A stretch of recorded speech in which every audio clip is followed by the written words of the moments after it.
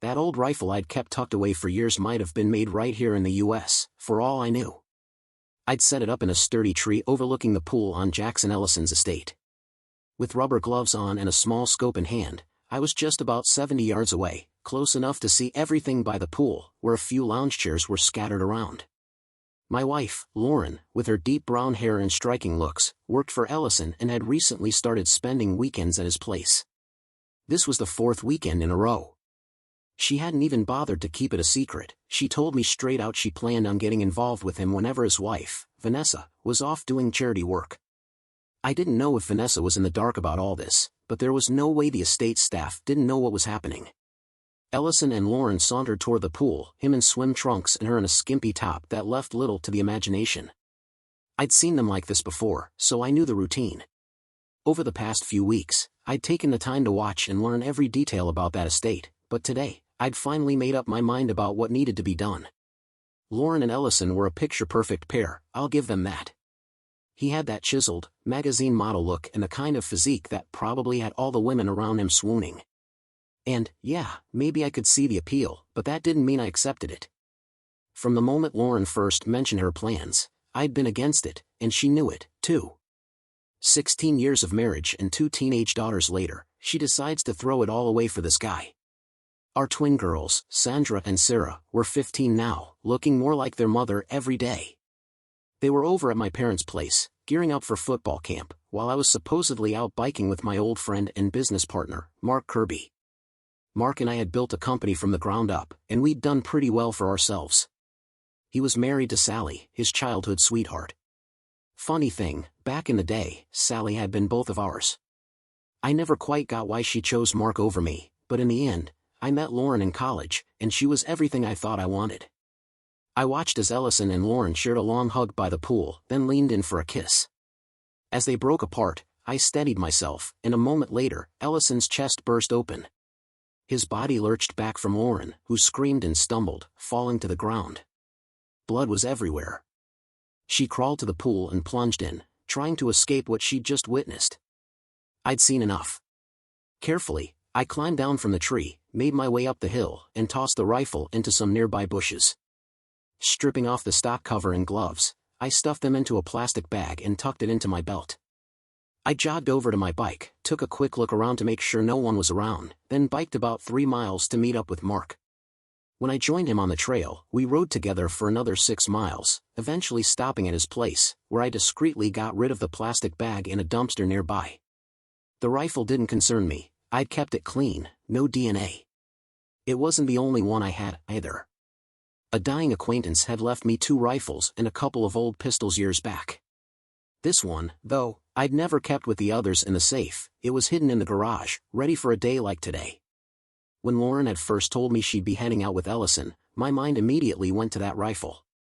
Over the next week, I took her out to our property under the guise of some target practice. Little did she know I was calibrating it, getting it ready. After Mark and I wrapped up the ride and got back to his place, his wife, Sally, greeted us with cold beers. "How was the ride, guys?" she asked. Mark responded, "Great, quiet track, good workout."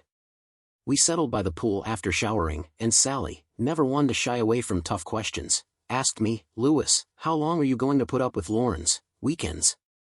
Sally knew the situation. I'd confided in both of them, and while she'd advised me to kick Lauren out immediately, Mark had suggested waiting, if only to protect the business and the girls. I'd already made my decision, though. I hated guys who messed around with other people's wives, especially my own. With a shrug, I said, "No idea, Sally. But I'd like to keep this family together." Sally shook her head. "I still think it's time you walked away, Lewis." She and Lauren had never really been close, even if our families mingled from time to time.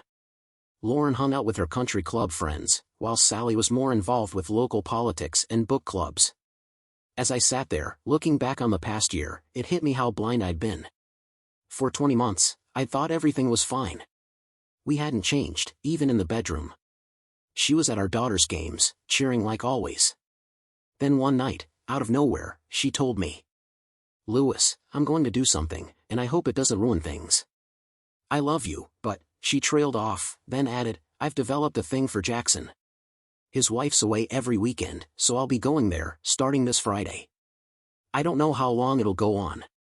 I kept a straight face, didn't let on what I was feeling, but in my head, I already knew. I wouldn't try to stop her. And Jackson? He was already a dead man in my mind.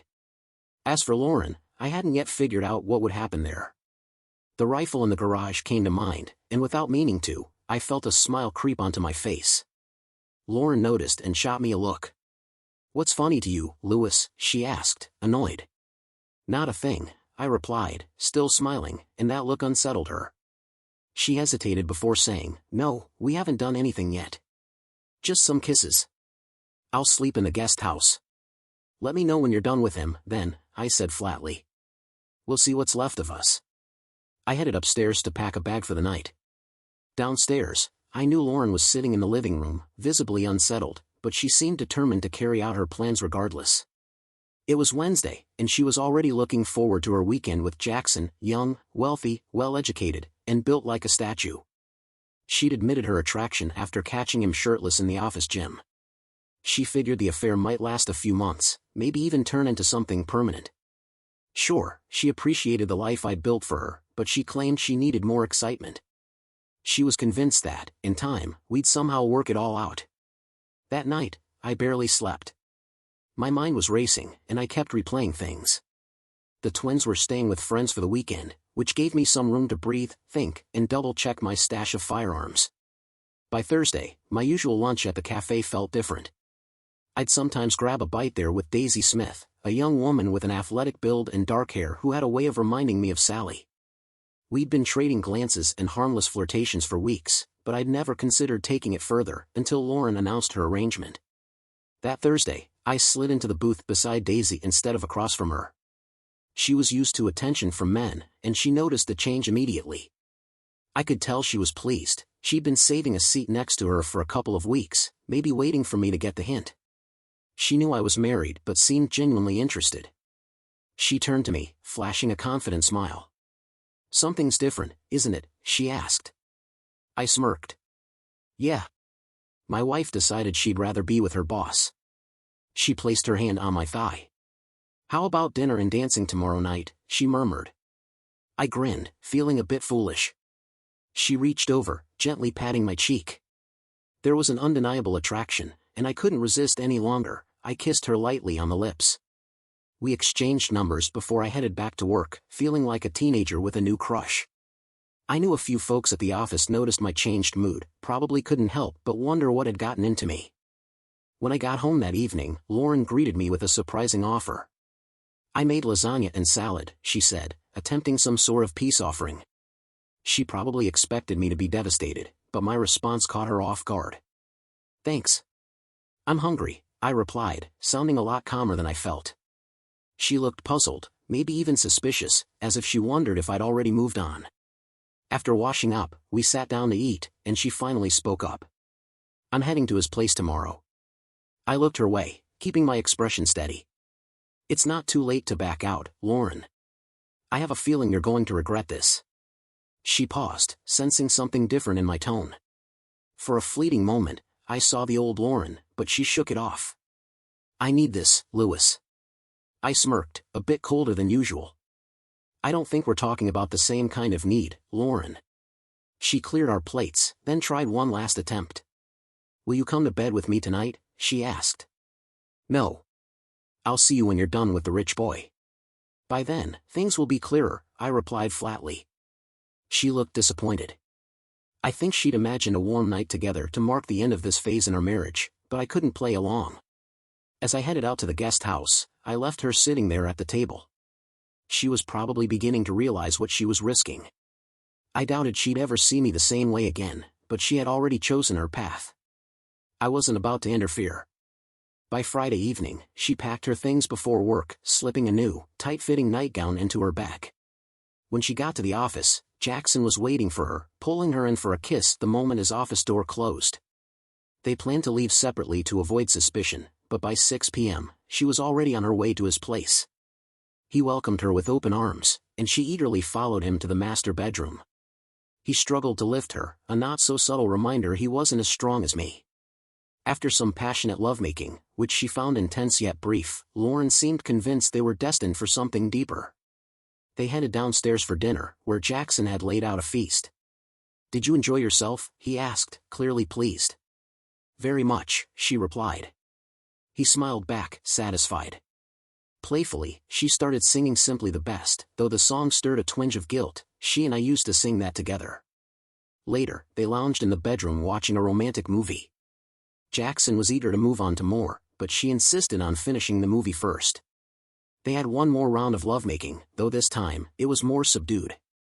Meanwhile, I picked Daisy up from her apartment in my classic MGB convertible, one of my few indulgences. She was thrilled, looking incredible in a dark red dress with a plunging neckline. I was equally impressed. We had a fine dinner at the Marriott International Hotel and then went dancing nearby.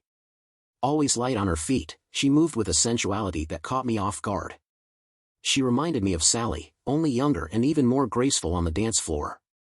We danced until a sudden, shared impulse made us both want to head somewhere a little more private. Daisy slid into the passenger seat of my car, giving me a look that said it all.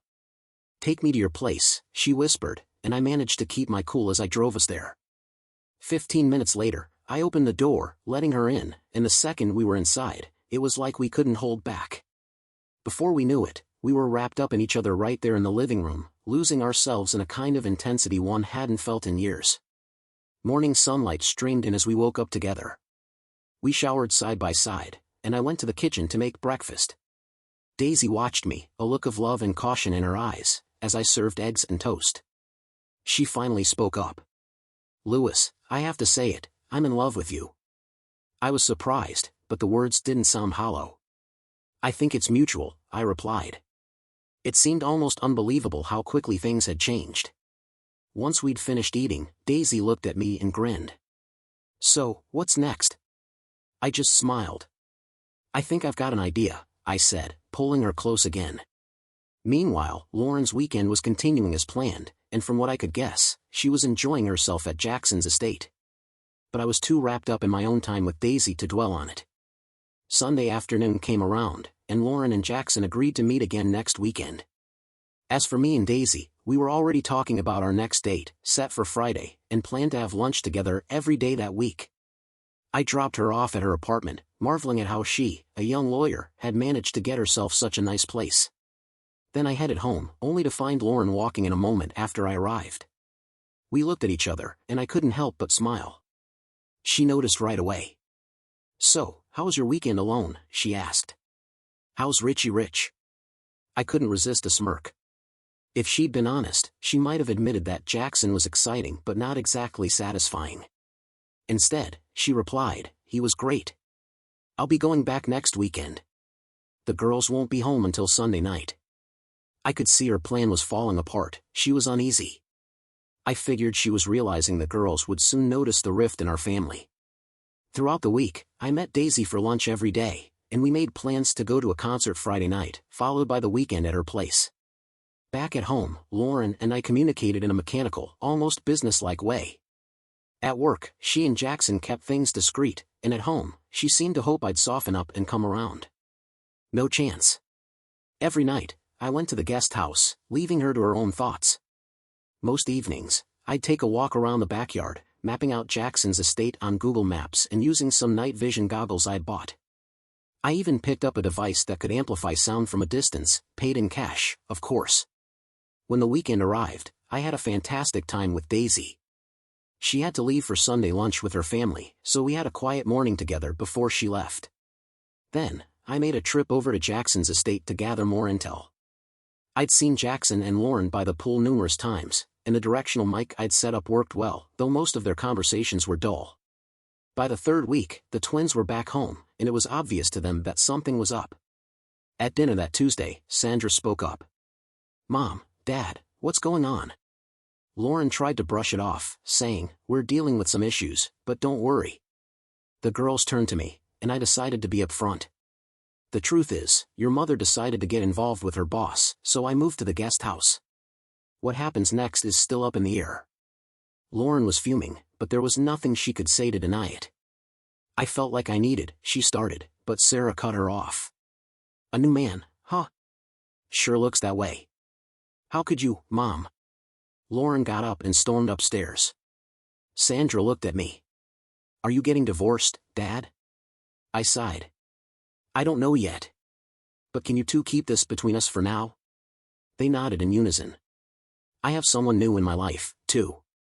I'll introduce her to you this weekend when your mom goes to see her boyfriend. The girls were sharp.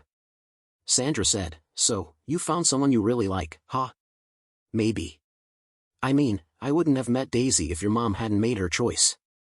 Sarah grinned, and Sandra asked, how did you meet her so quickly? I shrugged. We'd seen each other at lunch a few times. I guess I felt a bit insecure, wondering if I measured up, but, well, Daisy made it clear she wanted to go out with me. They fell silent, clearly uncomfortable with the situation, so I let them process. Finally, Sandra asked, when can we meet her? I'll arrange something for this weekend. You've got a game Saturday afternoon, right? They nodded, and I added, maybe Daisy and I will come. I think it's time. They seemed curious but a little wary about me bringing her around their friends' parents. I told them not to worry, nothing was set in stone yet, but it was clear their mother had changed everything for us. Lauren never came back downstairs that night. On Friday, she went to Jackson's estate again. She had a decent time, though I suspected the excitement was wearing thin. Jackson's stamina wasn't quite up to par, and his interests outside the bedroom were limited. They spent their time on the estate, never going out, but it seemed like she was okay with it, for now. That same weekend, I took Daisy to a local club. One of her friends, Laura Blake, happened to be there, so we mingled for a while. I had no intention of keeping our relationship a secret. We danced like we owned the floor and then headed back to her place around 1 a.m. When I got home, the twins were waiting for me, sitting in the living room with grins on their faces. You girls have a game tomorrow, you should be asleep, I said. Sarah smirked. We were waiting for you. Sandra chimed in, you're grinning, Dad. Never mind. Go to bed. Game's at 10. Daisy will come with us. Daisy arrived early, and there was a moment of awkward silence as I introduced her to the girls. Daisy, this is Sandra, and this is Sarah. She smiled, hey, I know this is a little awkward, but maybe we have something in common. I played soccer in college, offense. Sarah raised her eyebrows. Where? Notre Dame, Daisy replied, catching us all off guard. The girls were impressed. Sarah, the troublemaker, tossed her a soccer ball, and Daisy showed off a quick trick, keeping it up with her knee before tossing it back to Sarah. The girls were thrilled, and we headed to the field together. They played hard, taking command in the midfield, while Daisy and I cheered from the stands. The game was intense, tied up in the last minutes. Sarah came over, and Daisy gave her a quick pointer, they'll try to cut through your side. Stay sharp. Sarah nodded, and sure enough, she intercepted the ball, took it down the field, and scored the winning goal. The crowd went wild, and after the game, several parents came over, asking about Daisy. One of the parents, Joanne Young, even asked if she was coaching the girls. No, I said, just a friend with a lot of experience. The girls' coach, Lena Holmes, recognized her and confirmed she'd played for Notre Dame. On the way home, Sandra couldn't resist a comment. Dad, you know everyone's going to be talking, right? Let them, I said with a grin. We stopped for pizza, then Daisy and I headed to her place for a while before coming back with Chinese takeout for dinner. After eating, Daisy and I were heading to the guest house when Sarah called out, keep it down, okay? Daisy laughed, promising to do her best. Once we left, I overheard the girls talking. They were coming to terms with the changes, realizing our family life would never be the same. Sandra whispered, it's not Dad's fault, right? Mom's the one who left for some jerk. I hate what she's done to us. Sarah sighed. Me too. But maybe things with Daisy won't be so bad. The next morning, Daisy helped the twins with some soccer practice in the backyard before heading off to visit her parents. I sat with the girls afterward to talk things over. I reassured them that even if Lauren and I split, they'd still have both of us in their lives, no matter what. That afternoon, Lauren walked in, and the air went thick with tension. She looked at the girls and said, I want you to know I love you, and I love your dad, too. Sarah met her eyes. That's what you say, but your actions say otherwise. Lauren tried to explain, but Sandra cut in. Oh, we're not so sure about that. After a tense silence, Lauren awkwardly offered to make dinner, but the mood remained strained. Over dinner, she asked about the soccer game, and the girls told her about Sarah's winning goal. I cleared the table and retreated to the guest house. Lauren followed me out and said, "Can't you stay the night here? You know I didn't plan for things to end like this." "Lauren," I replied, "I think it's clear. Our marriage is done. Stay with Jackson as long as you want, but remember, he's all you've got now." Lauren was stunned by my blunt response. She gave a single sob, then ran upstairs. By morning, she seemed to have decided to carry on as though nothing had happened. We both had work to get to, and the girls were getting ready for their trip to my parents' house before heading off to camp. I grabbed lunch with Daisy, filling her in on what had happened after she left, then went home to help the twins pack. Lauren's day took a sharp turn when her friend Joanne called. "Lauren, who was that young woman who came with Lewis to the soccer game?" Joanne asked casually. Lauren hesitated. "What young woman?" "Oh, you know," Joanne continued, "the one who used to play soccer, pretty, too. We all noticed she was there. Where were you, by the way?" Lauren tried to stay calm, but her mind was racing. "Wait, Joanne. What exactly have you heard?" "Well," Joanne said, "Joss Taylor's cousin works for Mr. Ellison, and apparently, his weekend company is, well, it's no secret. You know the guy's always hosting someone when his wife's away." Lauren swallowed hard, realizing Joanne had put the pieces together. "It's not true," Lauren insisted. "I didn't leave Lewis." "Doesn't matter if it's true or not, Lauren," Joanne replied. "All I know is Lewis brought a younger, attractive woman to the game, and frankly, who could blame him?" Lauren was genuinely shocked. That evening, we dropped the girls off at my parents' house for their trip. The drive home was quiet, but the second we stepped inside, she turned on me, slapping me hard across the face. "You replaced me? You really think you can just swap me out like that?" she shouted. I stepped back, resisting the urge to yell. "What did you expect, Lauren?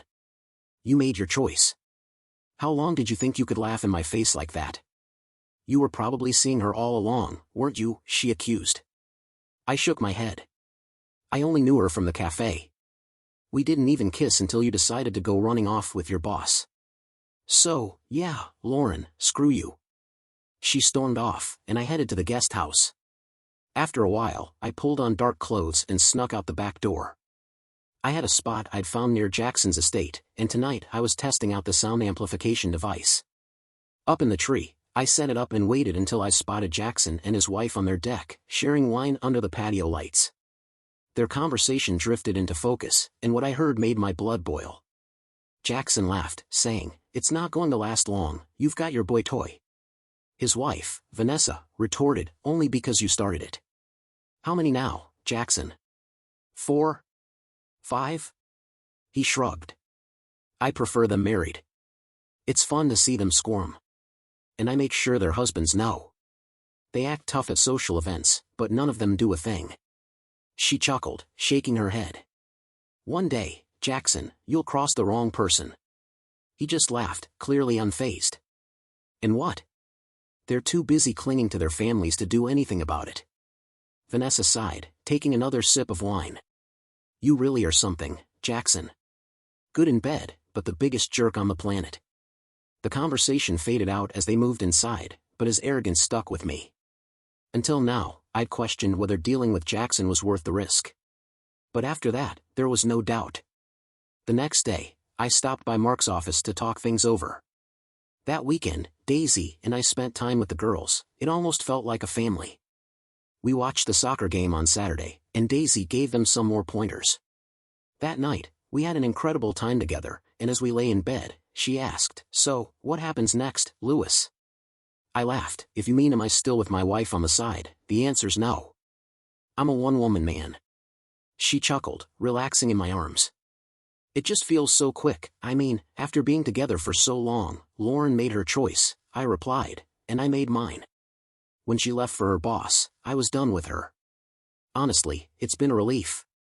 The next morning, we went on a quick jog and then made breakfast. Daisy headed to her parents' place early to help her mom with some elaborate cake project. I told the girls I'd be biking with Mark later and hugged each one tightly before leaving. Earlier that week, I'd stashed the rifle by a tree near Jackson's property, wrapped and ready. As I approached, I half hoped someone had taken it, but everything was exactly as I left it. My mind kept circling back to that smug conversation I'd overheard, to the sight of my own wife kissing that man. Enough was enough. After the ride, Mark and I sat with beers, chatting, when Sally burst out of the house, looking pale. "It's on the news, Jackson Ellison's been shot. He's dead." I stood up abruptly, keeping my expression neutral. "And Lauren?" I asked, my heart pounding. "They said a woman was with him, but she's unharmed," Sally replied. Mark took out his phone and checked the news feed, showing it to Sally, who didn't think much of it. My phone was still in Mark's belt bag, so when he handed it to me, I pretended to call Lauren, but there was no answer. "I'd better head home in case anyone calls," I said, grabbing my bike and heading back. When I got in, the landline rang. "Is this Lewis?" a voice asked. "Yes, it is. This is Detective William with the APD. There was a shooting. Your wife was there but wasn't hurt. Can you come down to pick her up?" "Of course." "Where?" "Main office, 3rd floor. Just checking at the front desk." I put on some casual clothes over my cycling gear, grabbed my wallet and keys, and drove to the station, wondering what I'd face. They directed me to a small room, where I met Detective William, a fit, older guy with gray hair, and his partner, Detective Karen McCormick, a tall brunette who looked sharp as a tack. They asked me to walk through my day, and I told them about the bike ride, the stops, the whole thing.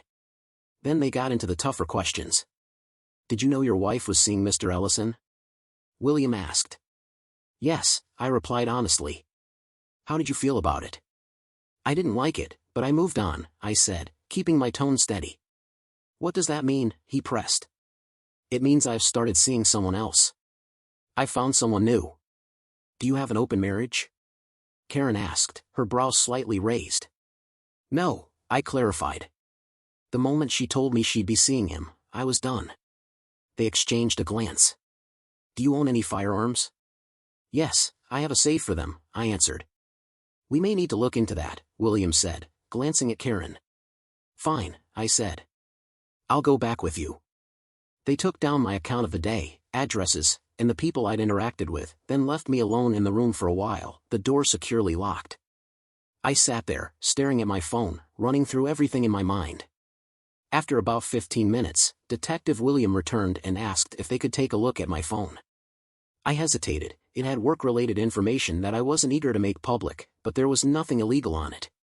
He made it clear they could get a warrant if necessary, so I handed it over, agreeing to let them have it for 30 minutes. Soon after, they took me to see Lauren.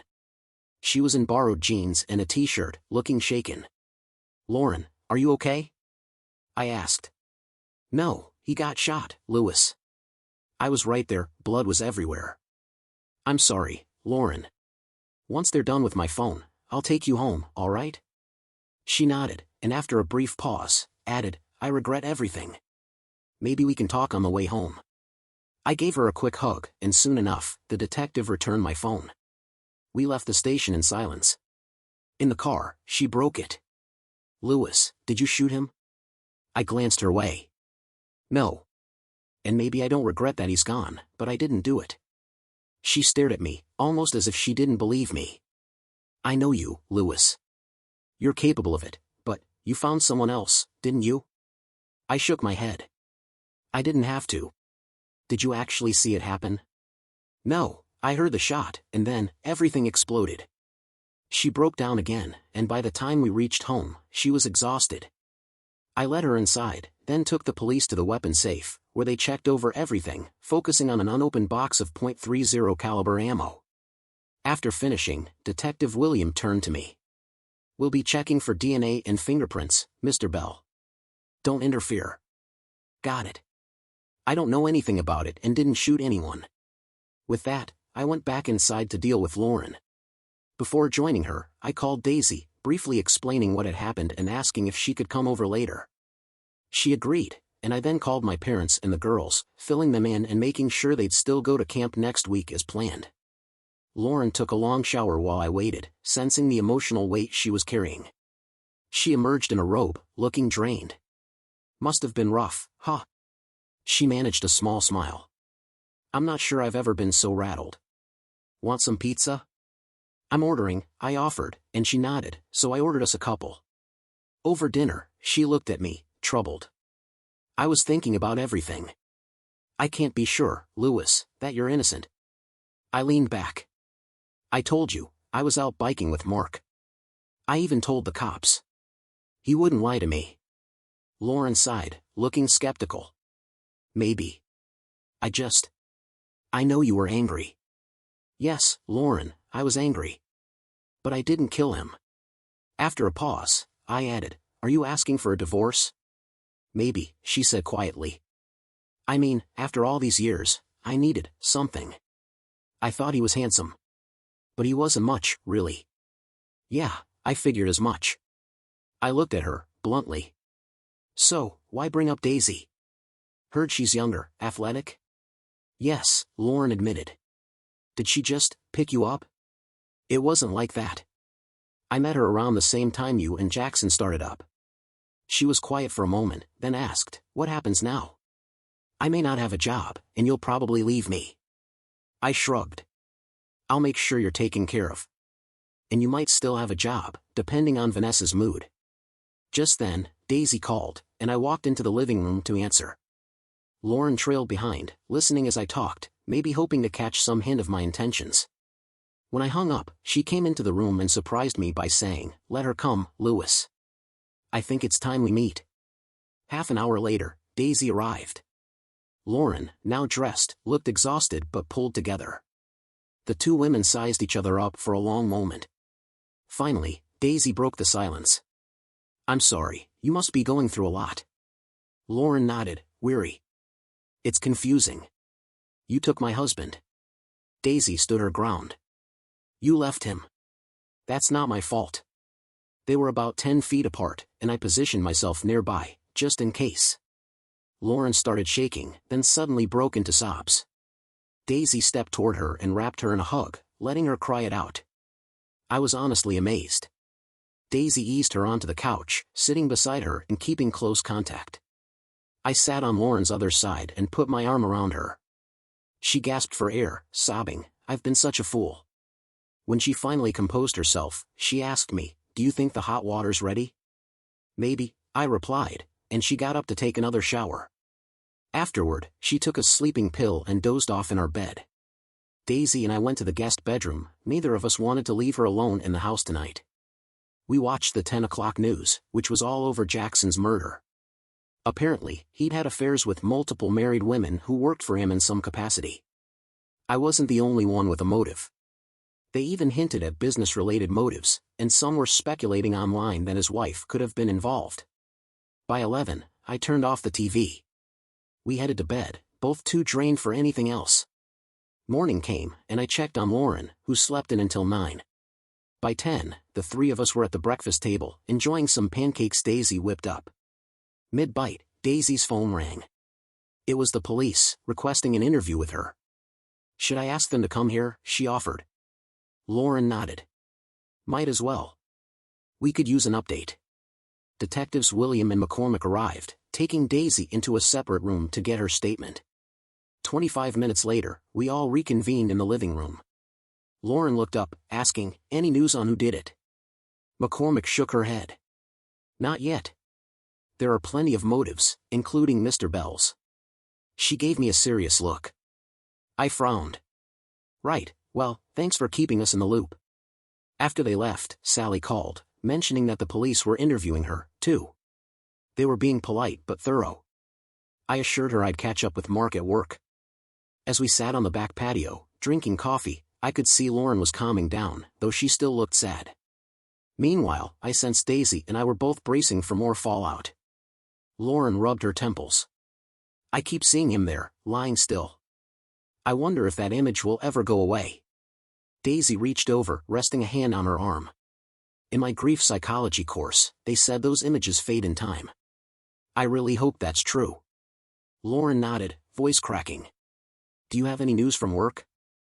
I asked her. Not yet. I work directly for Jackson. I handled some of his logistics, showed him select things, and took care of others myself. Whoever takes over will need someone like me. Do you think it'll be Vanessa? Daisy asked. Probably, Lauren replied. I witnessed his will. She gets everything except a few personal items for his mother. Well, I said, looking at Daisy, until you're settled, I'm not going anywhere.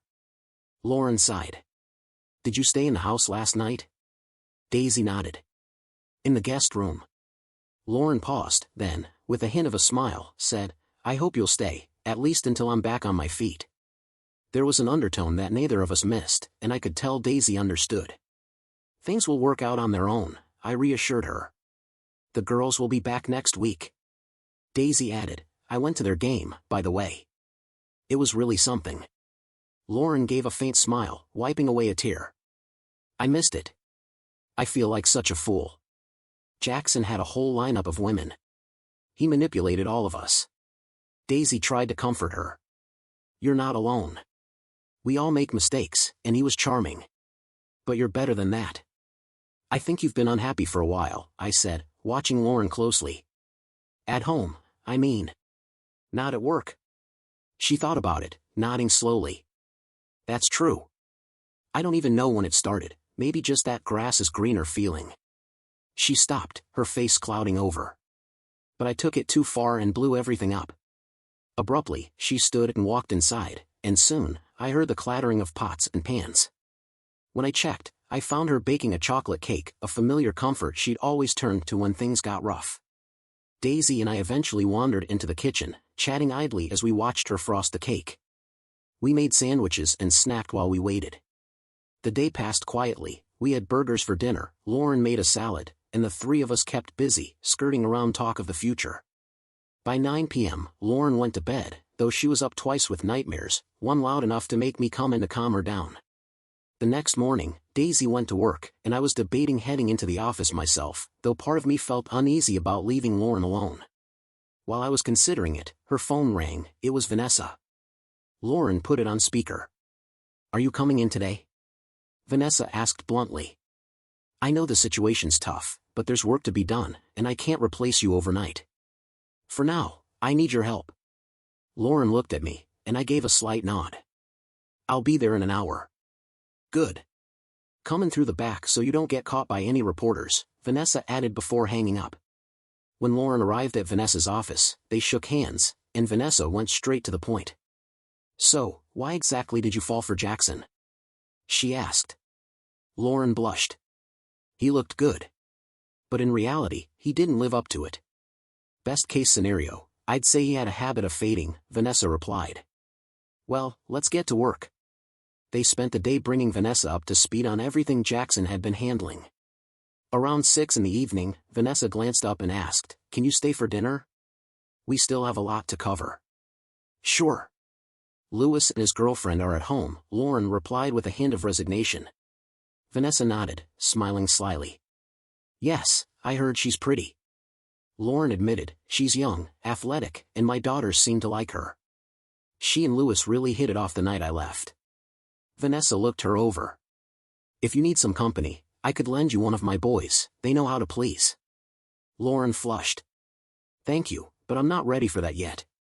Whenever you are, Vanessa laughed. You know, now that we're running things, maybe some of these guys will have to make room. They finished dinner, and when Lauren came home around 9:30, she shared a little about her day. She told us about the promotion and said, I'll be able to support myself, so I won't be a burden. I tried to offer some comfort, but she interrupted, chuckling.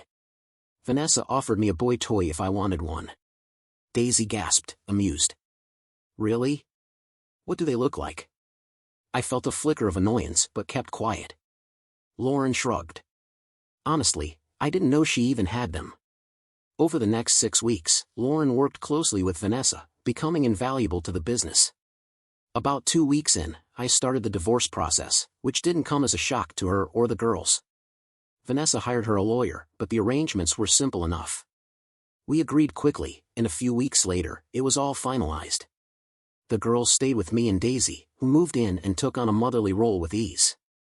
Our home began to feel more settled, and everyone found a comfortable rhythm. One night, after an especially tender evening, I turned to Daisy and asked, Would you want to get married? She tensed a little, then smiled as we kissed. I'd love to. I want children, too. She looked at me with a mix of joy and nerves, and I hugged her tightly. I'm ready to dive back into diaper duty. We married 6 months later, and Daisy was pregnant within a couple of months. Meanwhile, the police investigation into Jackson's murder hit a dead end and slowly faded from public view. The authorities had thoroughly checked alibis for all the suspects, including husbands with motives, but none panned out. Vanessa, too, was questioned, but her alibi with 2 men miles away held up. In the end, the case went cold, barely mentioned by the media except for the occasional article. Lauren continued to thrive at work, becoming Vanessa's right hand. One Saturday, while she was at Vanessa's home, she finally confronted her fear of the pool. Vanessa brought her out to the poolside, where 2 handsome men, one black and one white, both well-built, waited. Vanessa nudged her. You haven't relaxed in ages. Take your pick. After a moment, Lauren dropped her robe, introduced herself to one of the men, Damon, and let herself go. That day, she put her fear behind her. Lauren's life shifted dramatically, but she found a sense of fulfillment. Sundays were family days, sometimes with the girls, and occasionally with me and Daisy, too. When our son was born, she was genuinely happy for us, though I could see a trace of longing in her smile. Not long after, Daisy became pregnant with our daughter. Our family grew, and life found its way back to a new, peaceful normal. One evening, Sally and I were walking around the yard. We stopped by the guest house, and she turned to me with a knowing look. You know, Daisy and I get along really well. I'm glad you're happy. I smiled. Back in the day, you could have had me. She nodded, a glint in her eye. I know. But I chose Mark. You always had that hidden anger, Lewis. You tried to hide it, but I saw it, even then. I looked at her, not surprised but thoughtful. You think I should get some counseling? She laughed. No, Lewis. This is you, and it always has been. But remember, Mark and I still love you. The months passed, and life moved on quietly. The Ellisons' case fell further into the past, rarely mentioned. Daisy and I settled into a comfortable life, thrilled with our growing family. Lauren became indispensable to Vanessa's company and found a way to enjoy her own unconventional happiness. The twins adapted well, supported by both of us, and life continued, weaving new bonds and healing old wounds. We each found our path, rediscovering a new balance that allowed us all to live, thrive, and, finally, let go of the past.